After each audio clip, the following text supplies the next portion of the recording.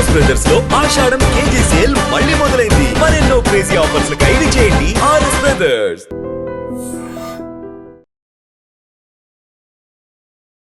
నమస్కారం, welcome to I dream. ధర్మ మార్గం విత్ విజిత కార్యక్రమానికి స్వాగతం.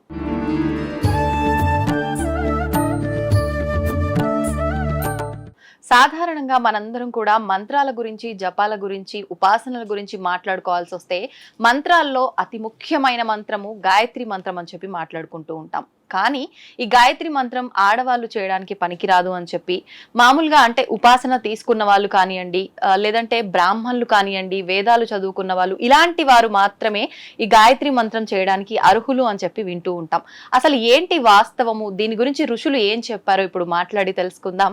ప్రస్తుతం మనతో పాటు ఉన్నారు సహ్యాద్రి ఆశ్రమ నిర్వాహకురాలు శ్రీమతి సుమంగళి గారు. ఇప్పుడు వారితో మాట్లాడి దీనికి సంబంధించిన విశేషాలన్నీ కూడా కూలంకషంగా తెలుసుకునే ప్రయత్నం చేద్దాం. నమస్కారం అండి. నమస్తే అండి. జై గురుదేవ్. ఎలా ఉన్నారండి? బాగున్నాను. మొదటిసారి మా ఛానల్ కి వచ్చారు, చాలా సంతోషం. అయితే గాయత్రి మంత్రం గురించి మాట్లాడబోతున్నానండి. చాలా వరకు గాయత్రి మంత్రం పైన చాలా రకాల విమర్శలు అయితే వింటూ ఉంటాం. ఒక్కొక్కరు ఒక్కో రకంగా చెప్తూ ఉంటారు. అసలు నిజంగా మన సనాతన ధర్మంలో మనం ఏం తీసుకున్నప్పటికీ పురాణాల నుంచి, శాస్త్రాల నుంచి అలా అని చెప్పి మనందరము చదువున్నామా అని అంటే లేదు.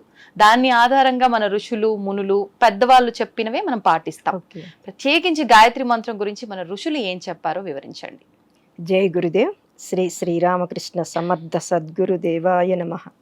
గాయత్రి మంత్రం అంటే ఇప్పుడు అందరికీ తెలుసండి. గాయత్రి మంత్రం చాలా వరకు చేస్తున్నారు. కానీ మన ఋషులు ఈ గాయత్రి మంత్రాన్ని ఋషి యొక్క స్థాయికి తీసుకెళ్ళటానికి ఈ గాయత్రి మంత్రాన్ని మానవ జాతికి అందించారండి. ఇప్పుడు ఈ గాయత్రి మంత్రం ఇప్పుడు చదువుతాం. ఓం భూర్భువ స్వః తత్సవితుర్వరేణ్యం భర్గో దేవస్య ధీమహి ధియో యో నః ప్రచోదయాత్. ఈ గాయత్రి మంత్రంతో ఎక్కడికి వెళ్ళొచ్చు అనేది ఋషులు చెప్పేది ఏంటంటే, ఋషి, మహర్షి, రాజర్షి, బ్రహ్మర్షి, దేవర్షి, ఈ స్థాయికి వెళ్ళగలిగేది ఈ గాయత్రి మంత్రం ఒక్కటే అంటున్నారు. మన వేదిక్ భాషలో కూడా అదే ఉంది. అంటే ఈ మంత్ర సాధన చేసిన వెళ్ళగలుగుతారు. అంటే మామూలు సామాన్య మానవుడి దగ్గర నుంచి, దేవమానవుడి దగ్గర నుంచి, ఋషి నుంచి దేవర్షి స్థాయికి వెళ్ళగలిగేది గాయత్రి మంత్రం అండి. అది మన వేదిక్ భాషలో ఉంది. ఇంకోటి ఏంటి, మనం భక్తి అంటాం. భక్తి యోగము, కర్మయోగము, జ్ఞానయోగము, ఈ 3 యోగాలను కూడా నేర్చుకోవాలి అంటే, ఈ యోగాల గురించి తెలుసుకోవాలి అంటే దీనికి మాధ్యమం గాయత్రి మంత్రం అండి. ఇక్కడ మనం ఏమన్నాం, ఫస్ట్ ఓం. అవును. ఓం అంటే సృష్టి మొత్తంలో భగవంతుడిని పిలవాలి అంటే ఓం తప్పితే ఇంకొకటి లేదండి. ఇప్పుడు మనకి మన మహర్షులు కానీ మన వాళ్ళు చెప్పేది ఏంటంటే, పెద్దవాళ్ళు, భారత జాతి మొత్తం పోయినా, భారతదేశం మొత్తం కూడా నాశనం అయిపోయినా, భారతదేశంలో ఒక్క మనిషి ఉన్నప్పటికీ కూడా ఓం అనే శబ్దం ఉంటే భారతీయ తత్వం ఉంటుంది. ఒక్క ఓం అనే శబ్దానికి. ఆ ఓం ఏంటి, ఆ ఉ మాల కలయిక. అవును. ఓం అనగానే 3 అక్షరాలు అక్కడ ఉంటాయి. దాన్నే మనం కొంచెం సబ్జెక్ట్ డీప్గా వెళ్తే స్థూల సూక్ష్మ కారణ శరీరాలు అంటే మన భౌతిక శరీరము, ఆలోచనలు ప్లస్ కారణ శరీరం అంటే ఆత్మ శరీరం, ఈ 3టిని తెలిపేది ఓం అనే అక్షరం. దీన్ని ఇప్పుడు అందరూ కూడా మన పండితులు, మన గురువులందరూ కూడా ఒక్కొక్కళ్ళు ఒక్కొక్క ఆర్గనైజేషన్ నుంచి చెప్తూ ఉన్నారు, ఓంని ఇలా ఉచ్చారణ చేయండి. కానీ నా గురుదేవులైనటువంటి శ్రీరామకృష్ణ గురుదేవులు ఒకటే చెప్తారు, హిమాలయాలలో కూడా ఋషులు మనం ఒక తపస్సు చేసుకోవడానికి వెళ్ళినప్పుడు మనకు ఆ మంత్రం సిద్ధించాలి అంటే వాళ్ళు ఇచ్చేది కూడా ఫస్ట్ ఓం అనే మంత్ర దీక్ష. హిమాలయాస్ లో కూడా ఇచ్చే చాలా బుక్స్ లో కూడా నేను చదివాను. అంటే గురువు ఉపదేశానికి ముందుగా ఓం అనే ఇస్తారు. ఓం ఇచ్చిన తర్వాత దానిలో పరిపక్వత మనిషికి వచ్చిన తర్వాత నెక్స్ట్ స్టెప్ కి వెళ్ళగలుగుతారు. అందుకనే ఆ ఊమాలు అంటే ముందు మన భౌతిక జగత్తు అంటే ప్రతిరోజు జీవించే విధానంలో, తర్వాత మన ఆలోచనలో మార్పు రావాలి. మనం ఏంటి, ఆలోచించేది ఒకటి వస్తుంది, బయటికి చేసేది ఒకటి ఉంటుంది.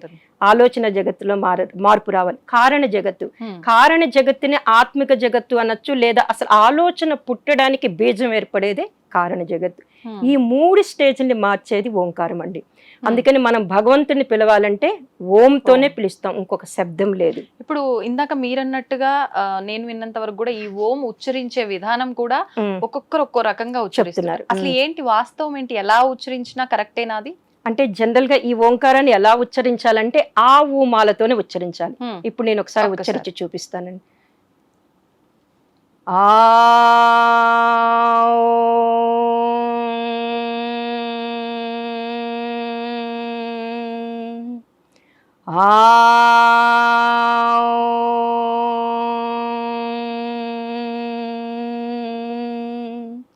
ఆ ఉ మ మ. మూడు మీరు మీకు అవును, గమనించగలిగినట్టు అర్థమైంది. ఈ మూడిటిని ఓంకారం అంటాం. ఉమ్, అందుకని మన పతంజలి మహర్షి ఏం చెప్తారంటే తస్య వాచక ప్రణవ. మనకి పతంజలి యోగ సూత్రాలని ఉంటాయండి, మహేష్ యోగి ఇచ్చారు. ఆ, దాంట్లో ఏంటంటే తస్య వాచక ప్రణవ, సృష్టి మొత్తం కూడా ఓంకారం మీద ఆధారపడింది. ఉమ్, ఇప్పుడు మనం పూజ చేసేటప్పుడు కూడా ఏమంటాము, ఓం ప్రతి మంత్రానికి ఓం. అవును. ఓం సిద్ధి బుద్ధి సహితాయ శ్రీమన్ మహాగణాధిపతయే నమః, ఓం ప్రతి మంత్రాన్ని లక్ష్మీనారాయణ అబ్బాయి నమః, ఓం కేశవాయ, ప్రతి మంత్రానికి ఓం కలిపేది. అందుకే అంటే ఇక్కడ ఏం చేస్తున్నాం, మనం ఏ దేవతని పిలిచినా కూడా ఫస్ట్ ఓం పిలిస్తేనే ఆ దేవత మన అంటే దగ్గరికి ఓం వస్తారు. కలిపితే అది మంత్రానికి ఇంకా శక్తి చేకూరుతుంది శక్తి కదా? అని భగవంతుని బీజాక్షర మంత్రం కింద తీసుకోవచ్చు.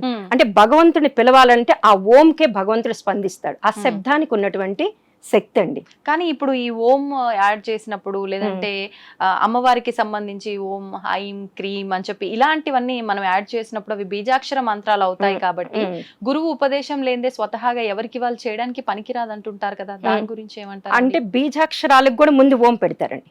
మీరు ఎన్ని బీజాక్షరం, ఇప్పుడు మహాలక్ష్మి మంత్రం ఉంది, ఓం శ్రీం హ్రీం శ్రీం కమలే కమలాలయే ప్రసీద ప్రసీద శ్రీం హ్రీం శ్రీం ఓం మహాలక్ష్మీ నమః. అంటే ఓం లేనిదే ఏ మంత్రం లేదు. అట్లానే బీజాక్షరాలు వేరండి. అంటే ఒక్కొక్క బీజాక్షరానికి ఒక్కొక్క శక్తిని తీసుకోవటానికి చేస్తాం. ఇక్కడేంటి అసలు ఎలా ఇప్పుడు కరెంట్ లేదనుకోండి, మనం ఏసీని ఉపయోగించలేం, కెమెరాని ఉపయోగించలేం, ఫ్యాన్ ఉపయోగించలేం. మనము ఏదైనా పరికరాలను ఉపయోగించుకోవాలంటే కరెంటు లేకపోతే ఎలా ఉపయోగించుకోలేమో, ఏ దేవతా శక్తిని పొందాలి అంటే ఓం ఉండాలండి. అందుకని ఓంకారం అనేది అది. తర్వాత ఏమంటున్నాం, భూర్ భువ స్వహ. భూర్ అంటే ప్రాణస్వరూపుడైన అని అర్థం. అంటే మనకి ప్రాణశక్తినిస్తాడు. అక్కడ ప్రాణశక్తినిస్తాడు. ప్రాణం అంటే ఏంటి, కదలిక ఉంటది. ఇప్పుడు మనం ఒక రాయిని తీసుకోండి, దానికి కదలిక ఉండదు, జడ పదార్థము అంటాం. దానికి కూడా ప్రాణశక్తినిచ్చి కొంచెం ప్రాణశక్తినిస్తే వృక్షం లాగా వస్తుంది, ఖనిజం నుంచి వృక్షం అవుతుంది. దానికి కూడా ఇంకొంచెం ప్రాణం పోసామనుకోండి జంతువు, దాని నుంచి ఇంకొంచెం ప్రాణం పెరిగింది అనుకోండి మానవుడి నుంచి ఎక్కడికి వెళ్తాడు, దేవమానవుడికి వెళ్తాడు. ఇదంతా కూడా ప్రాణశక్తి మీద ఆధారపడి ఉంది. అందుకనే ప్రాణస్వరూపుడైన మనకి ప్రాణశక్తిని ఇచ్చి మనిషి నుంచి దేవమానవుడుగా తీసుకెళ్లేది భూ అనే అక్షరం అండి. తర్వాత భువ, ఓం భూర్ భువ అంటే దేవమానవుడు అన్నారు.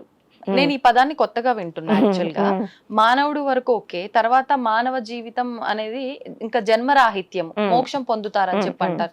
మరి ఈ పర్సన్ అంటే మీరు చెప్పిన ఈ పదం ఎవరికి వర్తిస్తుంది? దేవమానవుడు అంటే దైవీ గుణాలు ఉంటాయండి, మానవ శరీరంతో ఉంటాడు. ఇప్పుడు మన గురువులందరూ కూడా సత్యసాయి కానీ వీళ్ళంతా దేవమానవులే కానీ శరీరంతో, వాళ్ళకేంటంటే ఇచ్చేటటువంటి గుణం ఉంటుంది. స్వార్థం నుంచి పరమార్థం వైపు ఆలోచిస్తారు. అంటే సమాజం కోసం, అందరి కోసం ఆలోచిస్తారు. సర్వే జనా సుఖినో భవంతు. వాళ్ళకంటూ సకేంద్రియంగా ఆలోచించరు. ఆ పరమార్థం కోసము దైవీ గుణాలుండి దేవతా కార్యక్రమాలు చేసేవాళ్ళని దేవమానవుడు. కానీ మళ్ళాగే ఉంటారు, మనతో పాటే సమాజంలో తిరుగుతూ ఉంటారు. కానీ వాళ్ళ యొక్క ఆలోచన విధానం వేరుగా ఉంటుంది, వాళ్ళు చేసే పనులు వేరుగా ఉంటాయి. అందుకని వాళ్ళని దేవమానవులు అంటారు. ఇంకొకటి ఏంటంటే దేవమానవులకి వాళ్ళు ఎందుకు వచ్చాం భూమి మీదకి, వాళ్ళ కార్యం ఏంటి, తర్వాత ఎక్కడికి వెళ్తాం అనేది స్పష్టంగా తెలుసండి. కారణ జన్మ, ఒక్క మాటలో చెప్పాలంటే కారణ జన్ములు అనుకోవచ్చు. వాళ్ళనే మనం దేవమానవులు, దైవీ లక్షణాలునే అంటాం. ఆ స్థాయికి వెళతాం. ఇక్కడ భూర్ అనే దానికి మనం ప్రాణస్వరూపుడైన, తర్వాత ఏమనుకుంటున్నాం, భువహ అంటే దుఃఖనాశకుడైన, అంటే మన దుఃఖాలన్నిటినీ కూడా తీసేస్తాడు. ప్రాణశక్తినిస్తే మనకి ఇంకేంటి దుఃఖాలు ఉండవు, ఆరోగ్యంగా ఉంటాము, సుఖం ఉంటుంది, శాంతి ఉంటుంది, అన్నీ ఉన్నప్పుడు మనకి దుఃఖాలు ఉండవు. భూర్భువ స్వహ, స్వహ అంటే సుఖ స్వరూపుడైన, సుఖాలను ఇచ్చేటటువంటి వాడు. అంటే ఇవన్నీ ఎవరిస్తారండి, పరమాత్మే. ఈ ఓం ద్వారా ఇక్కడ మనం అడుగుతున్నాం ఈ మంత్రంలో, ఈ మంత్రంలో ఓం భూర్భువ స్వహ అంటే ప్రాణస్వరూపుడైన, దుఃఖనాశకుడైన, సుఖస్వరూపుడైన. ఈ ఓం భూర్భువ స్వహ అనేది వ్యాహృతి అంటారు. అంటే అండి వ్యాహృతి అంటే గాయత్రి మంత్రంలో 24 అక్షరాలు ఇక్కడి నుంచి స్టార్ట్ అవుతుంది. ఛందస్సు వ్యాహృతి అనేది తెలుగుకి సంబంధించిన వేది. ఛందస్సు వ్యాహృతి తెలుసు కదా, అలానే ఇది వ్యాహృతి అంటారు.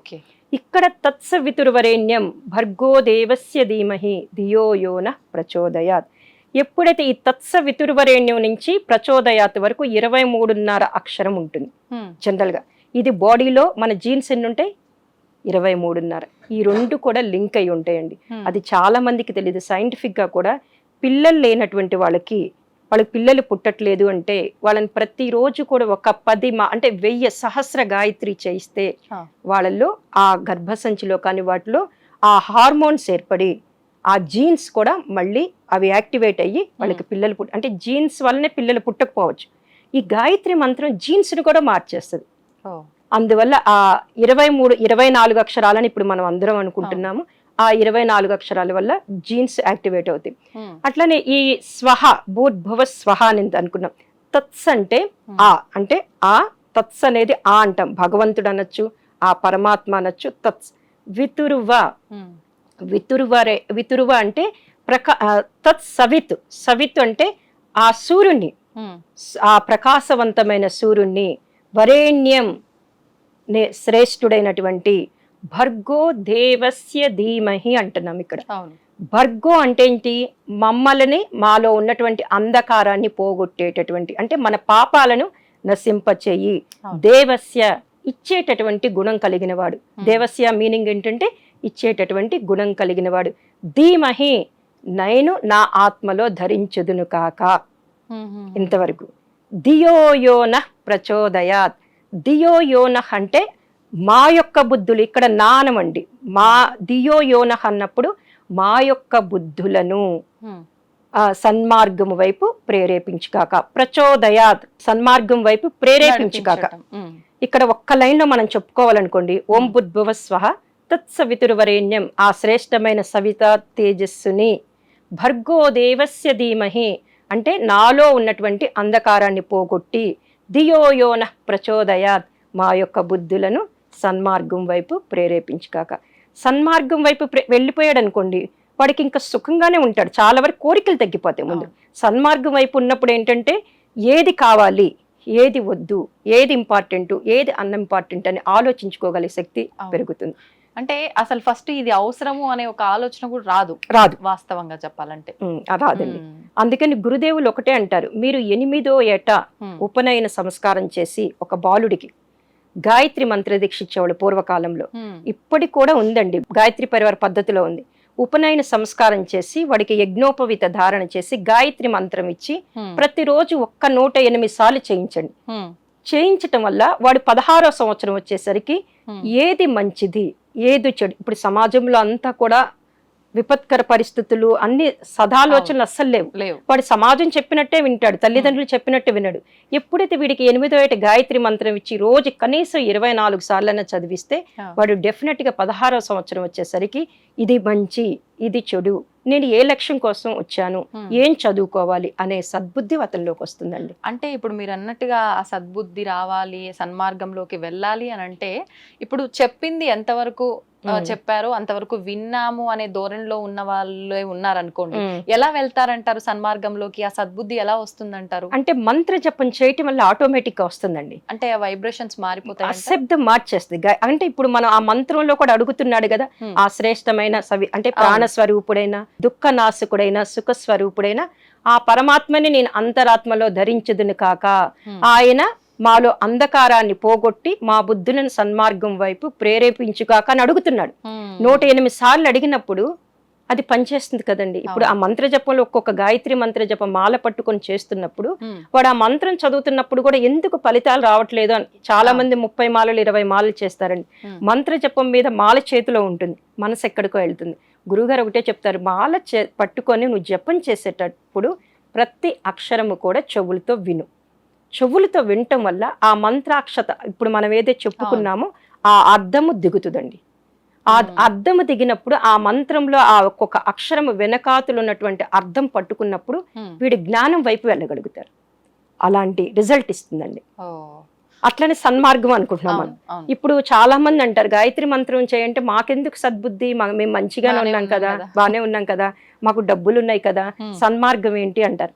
కానీ సన్మార్గం అనేది గురుదేవులు ఏం చెప్తారంటే, పరంపూజ్య గురుదేవులు శ్రీరామ్ శర్మాచార్య గారు అనే ఆయన ఒక ఆయన ఉన్నారు, అందరికీ తెలుసు. ఇప్పుడు నార్త్ లో ఉంటారు, హరిద్వార్ శాంతికుంజ్ అనే పెద్ద సంస్థ. అసలు గాయత్రి మంత్రం ప్రతి ఒక్కరూ చెయ్యవచ్చు అనే అవకాశం ఇచ్చింది శ్రీరామ్ శర్మాచార్య గారండి. ఏంటంటే వారు అనేది మానవ శరీరం ఉండి శ్వాస పీల్చుకోగలిగితే వాడికి గాయత్రి మంత్రం చేసేటటువంటి అర్హత ఇచ్చేశారు. ఆ. ఎందుకంటే ప్రస్తుత కాలంలో అది అవసరం. ఎందుకు? మనిషికి అన్నీ ఉంటున్నాయి, సద్బుద్ధి సన్మార్గం వైపు వెళ్ళట్ల. సన్మార్గం అంటే గురువు గారు ఇచ్చేది ఏంటంటే ఇప్పుడు సమాజంలో ఉన్న సన్మార్గం గురించి వాళ్ళు మాట్లాడట్లేదండి. ఇప్పుడు ప్రకృతి అంటే ఇప్పుడు ఏంటి, ఉప్పు ఉప్పుగానే ఉంటది, పంచదార లక్షణాలు అవి ప్రకృతి యొక్క లక్షణాలు. షుగర్ స్వీట్ గానే ఉంటది, అగ్ని అగ్నితత్వం కలిగి ఉంటది, వాయుతత్వం, ఇవన్నీ కూడా వాటి క్వాలిటీస్. అంటే సృష్టి ఆ లక్షణాలని దాని పదార్థానికి ఏ రకంగా ఇచ్చిందో ఆ రకంగా ఏమి మార్పు చెందదు. ఇప్పుడు నేను తప్పు చేస్తాను అనుకోండి, ఆ తప్పు ఈ రోజు కాకపోయినా రేపు అనుభవించాల్సిందే ఖచ్చితంగా. అది ప్రకృతి పనిష్మెంట్ ఇస్తుంది, దాన్ని ప్రకృతి అంటాం. ఆ ప్రకృతి ఒక విశేషమైన పరిణామ క్రమంలో సంతరిస్తూ ఉంటుంది. ప్రకృతి ఏంటి, వీడేం తప్పు చేశాడు, వాడేం చేశాడు, అట్లా ప్రకృతి ఏది ఏం చెయ్యాలో, ఎప్పుడు ఏం చెయ్యాలో, ఏ యుగంలో ఏం చెయ్యాలో ప్రకృతి ఒక విశేషమైనటువంటి పరిణామ క్రమంలో సంతరించినప్పుడు దాంట్లో మానవుడు కూడా ఒక భాగమే, మానవ జాతి మొత్తం కూడా ఆ భాగమే. ముందు మిగతా జీవుల కన్నా, మిగతా జీవులు అంటే వృక్షానికి ప్రాణం ఉంటుందండి, ఖనిజానికి రాయికి ప్రాణం ఉంటుంది, జంతువుకి ప్రాణం ఉంటుంది. కానీ వాటి యొక్క క్వాలిటీస్ ని వాటిని కరెక్ట్ గానే పెట్టుకుంటాయి. ఇప్పుడు చూడండి, కుక్కను చూస్తే విశ్వాసం, దాని విశ్వాసం దానికి ఉంటుంది, పిల్లి దానికి ఉండే క్వాలిటీ దానికి ఉంటుంది. కానీ మనిషి ఏంటంటే కాసేపు మంచిగా ఉంటాడు, కాసేపు ఉండలేడు, చంచల మనస్తత్వం కలిగి ఉంటాడు. అందుకని గురుదేవులు ఏమంటారంటే ప్రకృతి ఒక విశేషమైన పరిణామ క్రమంలో వెళ్తున్నప్పుడు, సంతరిస్తున్నప్పుడు మనిషి దాంట్లో భాగమైనప్పుడు వాడు ఆ సన్మార్గం వైపు, అంటే నేను ఒక లక్ష్యం కోసం పుడతానండి, మీరు ఒక లక్ష్యం కోసం పుడతారు, ఏది మంచిదో దేని కోసమైతే నేను భూమి మీదకి వచ్చానో ఆ లక్ష్యం వైపు కరెక్ట్ గా ఉంచుతుంది, అది సన్మార్గం వైపు కరెక్ట్ గా తోసేస్తుంది. అందువలన మనము ఈ గాయత్రి మంత్రం, దీన్ని అందుకే యూనివర్సల్ ప్రేయర్ అంటారు, గురు మంత్రము అంటారు. యూనివర్సల్ ప్రేయర్, గురు మంత్రము, అట్లానే స్వార్థం నుంచి మటుకి పరమార్థం వైపు తప్పనిసరిగా వెళ్తారండి. అంటే నేను 30 ఏళ్ల నుంచి గాయత్రి మంత్ర సాధన చేస్తున్నాను, చాలా ఈ గాయత్రి పరివారు అందరికీ మంత్ర దీక్షలు ఇస్తున్నాను. గాయత్రి మంత్ర దీక్ష తీసుకోక ముందు వాళ్ళ జీవిత విధానం ఒక రకంగా ఉంటుందండి. కానీ ఆఫ్టర్ ఆల్ 3 నెలలకి వాళ్ళ జీవిత విధానంలో మార్పు వస్తుంది. అంటే నేను దీక్ష ఇచ్చిన వాళ్ళు చెప్తున్నారు. అంటే ఖచ్చితంగా గురువు ఉపదేశం ఉంటేనే గాయత్రి చేయాలంటారండి? అంటే ఇప్పుడు ప్రస్తుత కాలంలో మేమందరము శ్రీరామ్ శర్మ ఆచార్య గారి 24 టైమ్స్ అనేది ఒక వాయిస్ ఉంటుందండి, అది దాని ద్వారా చేసుకోమంటాం. కానీ మేమందరం రోజు సహస్ర గాయత్రి గురుదేవుల దగ్గర నుంచి 30 సంవత్సరాల నుంచి ఉన్నాం కాబట్టి మాకు దీక్ష ఇచ్చే అర్హత ఇచ్చారు. మేము ఆశ్రమానికి ఎవరొచ్చినా కూడా దీక్షిస్తాం. అంటే వాళ్ళకి కొంత ఇప్పుడున్న వాళ్ళకి చాలా అనుమానాలు ఉంటాయి, మేము దీక్ష లేకుండా ఎలా చేస్తాము అంటారు. మేమంటాము గురువుగారు వాయిస్తో పెట్టుకొని చెయ్యండి అంటాం. ఎక్కడో ఉంటారండి, యుఎస్లో ఉంటారు, సింగపూర్లో ఉంటారు, వాళ్ళకి ఆ వాయిస్ పెట్టుకొని పంపించేస్తారు. దగ్గరలో ఉన్న వాళ్ళు పౌర్ణమికి అమావాస్యకి వచ్చి మంత్ర దీక్ష తీసుకుంటారు. కానీ మంత్ర దీక్ష తీసుకున్నాక వాళ్ళు చెప్పేది ఏంటంటే, మేడం మేము 3 months క్రితం మా జీవితం ఆలోచన విధానం వేరుగా ఉంది, ఒక సమస్య వస్తే దాన్ని పెద్దదిగా చూసేవాళ్ళం, ఇప్పుడు ఇక్కడ దీక్ష తీసుకొని మేము ప్రతిరోజు 10 మాలలు 5 మాలలు చేస్తున్నప్పుడు మా జీవిత విధానం వేరుగా ఉంటుంది. ఏంటంటే మేము అదే కష్టాన్ని ఇప్పుడు పెద్దగా చూడట్లేదు. మంత్ర దీక్ష తీసుకున్న వాళ్ళందరూ వాళ్ళు చేసుకోవటం వల్ల వాళ్ళకి ఆ ఫలితంతో వాళ్ళు చెప్తున్నారు మానసిక స్థితి మారుతుంది అని. Go head. అయితే ఇప్పుడు మీరన్నట్టుగా ఆ మంత్రదీక్ష తీసుకున్న వాళ్ళలో ఖచ్చితంగా ఒక 3 నెలల్లో మార్పులు చూశారు అని చెప్పి, అంటే సమస్యలు అయితే రాకుండా పోవు, కానీ ఆ సమస్యని సమస్యగా తీసుకోరు అనమాట. మామూలుగా ఇప్పుడు సామాన్యులం ఎలా అయితే ప్రతి దానికి ఎంత రియాక్ట్ అవుతుంటామో అవన్నీ కంట్రోల్ అవుతాయని అర్థం చేసుకోవచ్చు కదండి. మీరు చెప్పిన దాన్ని బట్టి అయితే నాకు అదే అర్థమైంది. నేను యాక్చువల్ గా మీరు చెప్పేటప్పుడు నేను ఒక క్వశ్చన్ అడుగుదాం అనుకున్నా. కాదండి, మనం చేసుకున్న కర్మ ఒకటి ఉంటుంది కదా, మరి ఈ మంత్రం చేయడం వల్ల జపం చేయడం వల్ల అంత బాగా ఎట్లుంటారు, ఈ కర్మ తప్పిపోతుందా, కర్మను తప్పించుకోలేమంటారు కదా అని క్వశ్చన్ అడగాలనుకున్నా. ఈ లోపు మీరు చెప్పిన దాంట్లో నాకు ఆన్సర్ దొరికింది. అదండి సంగతి. అంటే నాకు ఇంకొక చిన్న సందేహం, గాయత్రి ఆడవాళ్ళు చేసుకోకూడదు అని అంటారు కదా, ఇది వాస్తవమా? ఒకటి మేడం, ఇక్కడ స్త్రీలు గాయత్రి అంటే ఎవరు మేడం? అమ్మవారు, శక్తి. ఇంకా ఆడవాళ్ళు ఎందుకు చేసుకోకూడదు? మన పురాణాలు తీస్తే సావిత్రి గాయత్రి చేసింది, కుంతీదేవి గాయత్రి చేసింది, అట్లానే కుంతీదేవి కూడా సూర్యోపాసన. గాయత్రి అంటే సూర్యుడే, గాయత్రి అన్నా సూర్యుడన్నా ఓంకారం అన్నా మొత్తం కూడా ఇవన్నీ ఒకటేనండి. చాలా మందికి డీప్ గా వేదంలోకి ఆ సబ్జెక్ట్ లోకి వెళ్ళినప్పుడు సూర్యోపాసనే గాయత్రి సాధన. సూర్యోపాసన అంటారు, సూర్యవంశ రాజులు అంటారు, వాళ్ళు ఏం చేశారండి? గాయత్రే చేశారు. అట్లనే మీరు ఎప్పుడు అంటున్నారు కదా స్త్రీలు చేయకూడదు. పూర్వకాలంలో చాలా అందరూ కష్టపడేవాళ్ళండి. వాళ్ళకి డబ్బు ఉండేది కాదు. ఎందుకంటే కొంతమంది కుటుంబాలకే ఉండేది. ప్రతి ఒక్కళ్ళు కష్టపడి టైం కూడా చాలా ఇదిగా ఉండేది. టైట్ షెడ్యూల్‌గా ఉండేది. ఉమ్మడి కుటుంబంలో ఆడవాళ్ళు ఉంటే ఎంతో మందికి వంట చేయటం అయన్నీ ఉండేది. అందుకని మగవారు పూజ చేసేవాళ్ళు, ఆడవాళ్ళు సహకరించేవాళ్ళు. ఇప్పుడు మన కుటుంబాలు కొన్ని కుటుంబాల్లో సంధ్యావందనం చేసుకుంటుంటే మన నైవేద్యం అవి చేయాలంటే లేడీస్ చేయటం వల్ల ఒక పని తగ్గుతుంది, తొందరగా అయిపోతుంది. డివైడ్ చేయడం అందువలన ఆ కాలంలో పెట్టారు. ఈ కాలంలో ఏంటంటే స్త్రీలు అన్ని రంగాల్లో ఉంటున్నారు కానీ ఒక పైలట్గా ఉంటున్నారు కదండి. మొన్న సింధూరి మన యుద్ధంలో చూస్తే లేడీస్ ఎంతమంది అవును. ఇంత అన్ని రంగాలలో ఉన్నప్పుడు గాయత్రి మంత్రం ఎందుకు చేయకూడదండి? ఇప్పుడు గురువు గారు చెప్తున్నారండి, శ్రీరామ్ శర్మాచారి గారు, మాతా భగవతి దేవి ఏం చెప్తున్నారంటే, మేము ఎంతో మంది వేద పండితుల్ని, పీఠాధిపతుల్ని, ఋషులని అందరినీ వాళ్ళు 24 మహాపురచరణ చేసి గాయత్రి మంత్రం చేయొచ్చని ఇస్తున్నాం. వాళ్ళ ఫోటో పెట్టుకుని మనం చేస్తే చాలండి. ఇంకొకటండి, దీన్ని ఏమంటారు? గురుమంత్రం అన్నాం. అవును. గురువు గారు ఏమంటారంటే, గురుమంత్రం అంటే మనం ఫస్ట్ మనకి ఏ గురువు లేడండి, గాయత్రి మంత్రం చేసుకుంటూ ఉంటాం. కొన్ని రోజులకు మన ఇంట్యూషన్ చెప్తుంది మన గురువు ఎవరైనా బయటకు వస్తారు. అప్పటి వరకన్నా గాయత్రి మంత్రాన్ని మీరు చేసుకుంటూ ఉంటారు. అందుకే గురు మంత్రం అయింది. దీనికి ఏ గురువు అక్కర్లేదు. మామూలుగా జపం రోజుకి కనీసం 5 మాలలో 10 మాలలో చేసుకుంటూ వెళ్తే సహస్ర గాయత్రి అంటాం మనం. వాళ్ళకి డెఫినెట్గా వాళ్ళ గురువుని వాళ్ళు పట్టుకోగలుగుతాం. ఈరోజు భారతదేశం ఇలా ఉంది, ధనిక దేశంగా ఉంది. చుట్టూరు అన్ని కంట్రీస్, ప్రపంచ దేశాలు మొత్తం కూడా భారతదేశం వైపు చూస్తున్నాయండి. దానికి కారణము దాని వెనకాతలు ఉన్నటువంటి గాయత్రి మంత్ర సాధన అండి. ఇది చాలా మంది పండితులకు తెలుసు. ఇప్పటికి ఇంకా గాయత్రి మంత్రం ఉండబట్టే మనం ఈ మాట, కరోనా దెబ్బకి మనం ఇంకా ఉన్నాము అంటే గాయత్రి మంత్ర సాధన వల్లేనండి. ఇప్పుడు గాయత్రి మంత్ర సాధనే కాదు, గాయత్రి యజ్ఞాలు కూడా చేస్తారని విన్నాను. మీరు కూడా అందులో భాగంగానే ప్రతినిత్యం కూడా యజ్ఞాలు చేస్తున్నారు అంటే ఒక్కొక్క రోజు ఒక్కొక్క ప్రాంతంలో అని చెప్పి. ఏంటి ఈ యజ్ఞం చేయడం వల్ల ఎటువంటి ఫలితం ఉంటుందంటారు? ఓకే అండి, ఈ సంవత్సరము నేను జనరల్ గా ఆశ్రమం నుంచి బయటికి రాను. ఎక్కువగా ఆశ్రమంలోనే కార్యక్రమాలు ఉంటాయి నాకు. ఈ సంవత్సరము మన ఏదైతే ఈ రోజు ప్రతి మనిషి గాయత్రి మంత్ర జపం చేసే అవకాశం ఇచ్చినటువంటి పరమ పూజ్య గురుదేవులు అంటే హరిద్వార్ శాంతి కుంజులో గాయత్రి తీర్థ అనే ఒక సంస్థ ఉందండి. అక్కడ నుంచి అందరికీ మొత్తం కూడా గాయత్రి మంత్ర దీక్ష కానీ సాధనలు కానీ చేస్తూ ఉన్నాం. ఇప్పుడు ఏంటంటే ఆ శాంతి కుంజులో అఖండ దీపం 1926లో దీపం వెలిగించారు. రేపు 26కి 100 సంవత్సరాలైంది.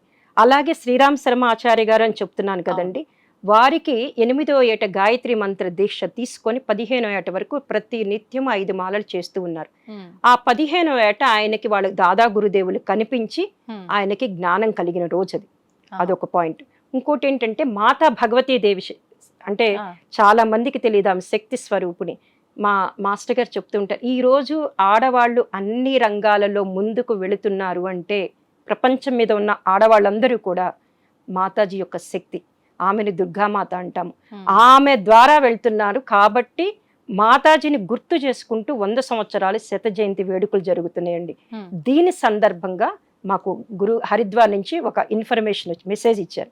ఏంటి, వాళ్ళు హరిద్వార్ నుంచి శాంతికుంజ్ హరిద్వార్ నుంచి వచ్చి ప్రతి డిస్టిక్ లో 108 కుండీల యజ్ఞం చేస్తున్నారు. నేను ఒక సంకల్పం చేశానండి, ఇంటింటా గాయత్రి యజ్ఞం అంటే ప్రతి ఇంట్లో కూడా ఈ గాయత్రి యజ్ఞం చేసి వారికి గురుస్థానం ఏర్పాటు చేసి నేను దేవస్థాపన చేసి వస్తాను. ఆ ఇంట్లో యజ్ఞం చేసినప్పుడు ఒక 20 మందిని పిలుస్తారు. వాళ్ళందరికీ కూడా మంత్రదీక్ష చేసి మంత్రదీక్ష ఇస్తాను. మంత్రదీక్ష ఇచ్చి ఈ యజ్ఞంలో వాళ్ళని కూడా పాల్గొనేటట్టు చేసి ఆహుతులు వేసి మనము గురుస్థానం పెడతాం. ఎందుకంటే ఈ సంవత్సరం అంటే ఈ సంవత్సరం మంచితో పాటు చెడు కూడా ఎక్కువ ఉంది మేడం. మనం చూస్తే ఫిబ్రవరి నుంచి చూస్తే భూకంపాలు 2-3 భూకంపాలు వచ్చినాయి. యుద్ధం, అనుకోనటువంటి యుద్ధం. కానీ దాంట్లో నుంచి మనము ఒక 3వ ప్రపంచ యుద్ధం అనుకుంటారో ఏమనుకుంటాం, తేలిగ్గా బయటపడ్డాము. అలాగే ఇప్పుడు బయటికి వెళ్ళిన వ్యక్తి మళ్ళీ క్షేమంగా వస్తాడా తెలియదు, ఫ్లైట్ ఎక్కిన వాడు వస్తాడా తెలియదు, ట్రైన్లో వెళ్ళిన వాడు ఏ సర్క్యూట్ వల్ల ఏం జరుగుతుందో తెలియదు. అట్లనే బైక్ మీద వెళ్ళిన వాడు కూడా యాక్సిడెంట్స్ వల్ల ఏదో రూపంలో వెళ్ళిపోతున్నారు. అందుకని మేమేం చేశామంటే ఇప్పుడు ఉన్న పరిస్థితుల్లో ఈ సంవత్సరము మంచితో పాటు చెడు కూడా ఎక్కువ ఉంది కాబట్టి హరిద్వార్ యొక్క మెసేజ్ మీద ఇంటింటా గాయత్రి యజ్ఞం చేస్తున్నాము. ఇప్పుడు ఈ హైదరాబాద్లో కూడా ఇంచుమించు హైదరాబాద్లో 15 యజ్ఞాలు చేశానండి. అట్లానే బెంగళూరు అంటే తెలంగాణ, ఆంధ్ర అనుకున్నాను, కానీ కర్ణాటక, తమిళనాడులో కూడా ఉన్నాయండి. అక్కడ కూడా వెళ్ళి అంటే ఇట్లా లింక్ అయిన వాళ్ళు ఉంటారు కదండి, వాళ్ళకి మంత్రదీక్ష ఇస్తాను, యజ్ఞం చేస్తాను. యజ్ఞం ఏం చేస్తుందంటే అక్కడ మేమేం చేస్తామంటే యజ్ఞం చేసేటప్పుడు 33 రకాల వనమూలికల హవన ద్రవ్యం ఉంటుందండి. ఆహా. అది హిమాలయాస్ నుంచి వస్తుంది. ఆ వనమూలికలన్నిటిని ఆరబెట్టేసి ఎండబెట్టి పౌడర్ చేసి పంపిస్తారు, హరిద్వార్ నుంచి వస్తుంది. మ్మ్. దాన్ని ఎప్పుడైతే మనం గాయత్రి మంత్రోచ్చారణతో హవనం అగ్నిలో వేస్తామో అది 1000 రెట్లు ఫలితం ఇస్తుందండి వనమూలికలు. ఎప్పుడైతే వీళ్ళు ఏ మంత్రాన్ని చదువుతూ ఏ దేవతకి, అంటే అసలు యజ్ఞము అంటే ఒక సమగ్ర శాస్త్రంగా తీసుకోవాలంటే దేవతలకి ఆహారం పెట్టడమే యజ్ఞం అండి. మనకి భగవద్గీతలో 3వ అధ్యాయంలో కూడా చెప్తారు మ్మ్. శ్లోకంలో, సహయజ్ఞ ప్రజా సృష్ట అని.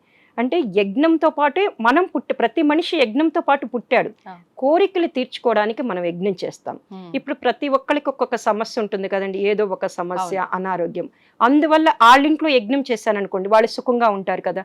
వాళ్ళు సుఖంగా ఉండి ఇటు సన్మార్గం వైపు, అంటే సన్మార్గం వైపు అంటే ఎవల్యూషన్ వైపు వెళ్తారని నా ఇంట్యూషన్ అండి. మ్మ్. అట్లనే ఈ వనమూలికల పౌడర్తో ఆహుతులు వేసి విశేష మంత్ర ఆహుతులతో వేయటం వల్ల వాళ్ళలో ఉన్నటువంటి మానసిక రుగ్మతులు పోతాయి, శాంతి వస్తుంది, ఆరోగ్యం వస్తుంది. ఇప్పుడు నేను వరకు చేసిన 30 యజ్ఞాలు చేశామండి. ఓ.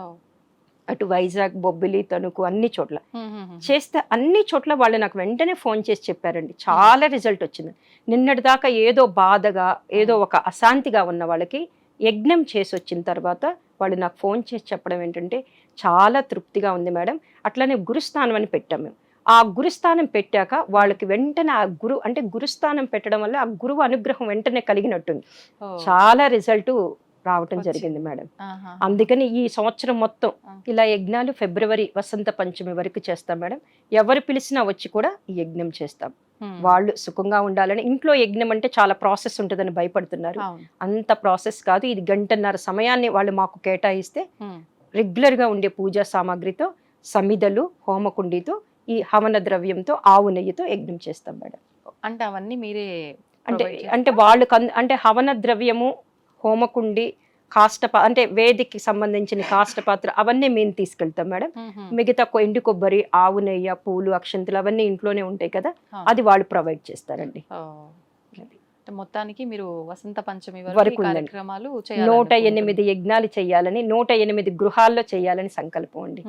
ఆల్రెడీ 30 అయినాయి. 30 తొందరలోనే అయిపోతాయి. ఆ. ఎట్లాగో ఇప్పుడు మనకి ఈ శ్రావణ మాసము, ఈ మాసాలన్నీ కూడా ఉమ్. దైవికమైన మాసాలు కాబట్టి అవుతాయండి. ఆ. సంతోషం అండి. చాలా అంటే సందేహాలు ఉన్నాయి గాయత్రి మంత్రం గురించి. నిజంగా మంచి వివరణ ఇచ్చారు. ధన్యవాదాలండి. దీన్ని తవ్వండి, తవ్వుతూనే శివలింగం. పరమాత్మకు జీవా సరే దాన్ని అట్లా కప్పేసేయండి, చూపించదండి. Krishna is there. మూర్తి పూజ కాదు, సాక్షాత్ బ్రజేంద్ర నందన భగవాన్ ఉన్నారు మూర్తిలో. ఏమీ ఆశించకుండా ఆరాధించే వాళ్ళు కూడా ఉన్నారా ప్రభుజీ? నిజమైన భక్తి అంటే మనకు తెలియదు కాబట్టి